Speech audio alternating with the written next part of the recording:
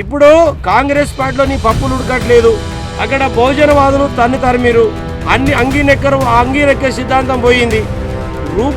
రూపాయి చెంద అడుకొని నీవు ఈరోజు హెలికాప్టర్లో నువ్వు దిగుతున్నావంటే ఎంతమందికి మోసం చేస్తే, ఎంతమందికి అవినీతి అక్రమాలకు పాల్పడితే ఈరోజు ఆ స్థాయికి వస్తుంది. ఈరోజు బీజేపీ నుంచి బయటకు వచ్చి అక్కడ ఆ పార్టీలో కూడా ఉండలేక ఈరోజు ఏ దిక్కులేనటువంటి పరిస్థితుల్లో నేను బీసీ వాదం, నేను పార్టీనే పెట్టగలుగుతాను. ఎక్కడ పోయింది నీ పార్టీ?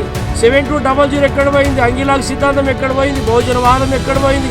అంబేద్కర్ వాదం ఎక్కడ పోయింది? ఈరోజు నువ్వు బహుజన వాదం అని దళితులను మోసం చేసినావు, అంబేద్కర్ వాదం అని దళితులను మోసం చేసినావు, 7200 మోసం చేసినావు, సావిత్రిబాయి పూలే తర్వాత మహాత్మా జ్యోతిబా పూలేని నువ్వు మోసం చేసినావు.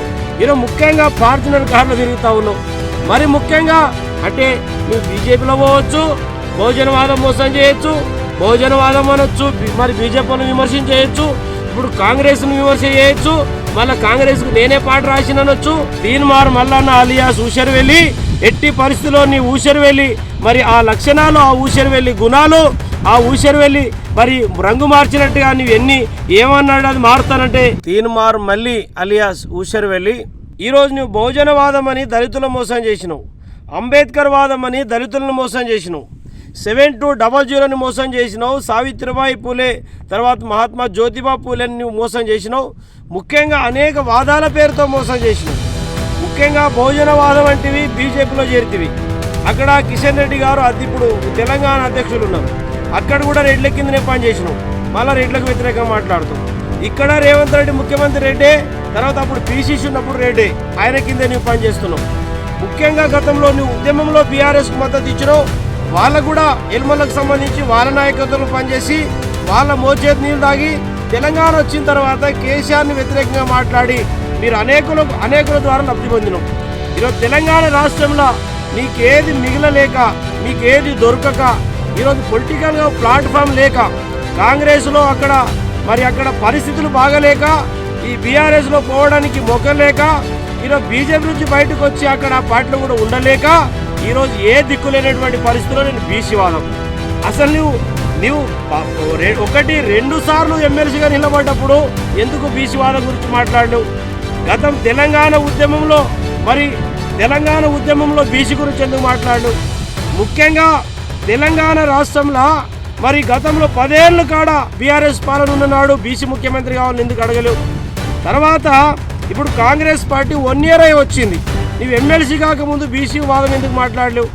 ఇప్పుడు కాంగ్రెస్ పార్టీలో నీ పప్పులు ఉడకట్లేదు. అక్కడ బహుజనవాదులు తరిమిరు. అన్ని అంగీనెక్కర సిద్ధాంతం పోయింది. రూపాయి చెంద అడుకొని నీవు ఈరోజు హెలికాప్టర్లో నువ్వు దిగుతున్నావంటే ఎంతమందికి మోసం చేస్తే, ఎంతమందికి అవినీతి అక్రమాలకు పాల్పడితే ఈరోజు ఆ స్థాయికి వస్తుంది. ఈరోజు ముఖ్యంగా ఫార్చునర్ కార్లు తిరుగుతా ఉన్నావు. మరి ముఖ్యంగా నేను పార్టీనే పెట్టగలుగుతాను. ఎక్కడ పోయింది నీ పార్టీ? 7200 ఎక్కడ పోయింది? అంగిలాగ్ సిద్ధాంతం ఎక్కడ పోయింది? బహుజన వాదం ఎక్కడ పోయింది? అంబేద్కర్ వాదం ఎక్కడ పోయింది? ఆ బీజేపీ పార్టీకి ఏ దాంట్లో కలిపేసినావు? గతంలో బీఆర్ఎస్ పార్టీని ఏ దాంట్లో కలిపేసినావు? అంటే నువ్వు బీజేపీలో పోవచ్చు, బహుజనవాదం మోసం చేయొచ్చు, బహుజనవాదం అనొచ్చు, మరి బీజేపీని విమర్శించవచ్చు, ఇప్పుడు కాంగ్రెస్ను విమర్శ చేయొచ్చు, మళ్ళీ కాంగ్రెస్కు నేనే పాట రాసినొచ్చు, మళ్ళీ ఇప్పుడు కాంగ్రెస్లో నువ్వు పోయి ఇప్పుడు మళ్ళీ బీసీ వాదం అనొచ్చు. అసలు ముఖ్యంగా ఈ తెలంగాణ రాష్ట్రంలో ఈరోజు ఊసరవెల్లి కూడా నిన్ను చూసి సిగ్గుపడతా ఉన్నది. బీసీలు ఎవ్వరు కూడా హర్షించడం లేదు, ఎవరు కూడా నీ నాయకత్వాన్ని బలపరచడం లేదు. ఈ తెలంగాణ రాష్ట్రంలో ఈరోజు మీకు శీల దమ్ముంటే ప్రజాస్వామ్యబద్ధంగా ఈరోజు మీ పోయి కొట్లాడుకోవాలి. కానీ బీసీలకు మేము టేకేదారులము, ఆర్ కృష్ణన్న టేకేదారు, గుత్తేదారు, మందకృష్ణ మాదిగన్న గుత్తేదారు, టేకేదారు, వాళ్ళు పదవుల కన్నా ఈరోజు మరి కులానికి సంబంధించిన ప్రజల యొక్క అభ్యున్నతే, మరియు జాతికి సంబంధించిన ప్రజల అభ్యున్నతే ధ్యేయంగా వాళ్ళు కొట్లాడుతారు. కాబట్టి వాళ్ళు ఆ కులాలకు టేకేదారులు, గుత్తేదారులు. ఈరోజు ముఖ్యంగా నిన్న మొత్తం ఆ సభలలో తీర్మార్ మల్లన్న, ఎక్కడ తీర్మార్ మల్లన్న మందకేది మన ఆర్ కృష్ణన్నకు అవమానం చేసిండు, ఆ ఆర్ కృష్ణన్నకు పక్కన కూర్చొని అవమానం చేసిండు.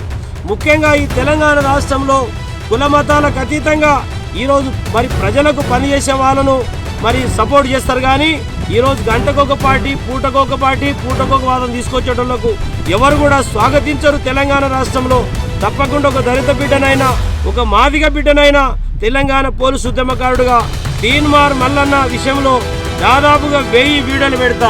నువ్వు గతంలో ఏ ఎలుమల పార్టీలో పనిచేసినావో ఇప్పుడు అది ఏ ఎలుమలకు వ్యతిరేకిస్తున్నావో, గతంలో ఏ రెడ్ల పాలనలో నువ్వు పనిచేసినావో ఇప్పుడు ఏ రెడ్లకు నువ్వు వ్యతిరేకిస్తున్నావో, ఈ అన్ని విషయాలకు బీసీలకు తెలియజేసే బాధ్యత నాదున్నది. తెలంగాణ 4 కోట్ల ప్రజలకు తెలియజెప్పే బాధ్యత నాదున్నది. ఖబర్దార్ తీన్మార్ మల్లన్న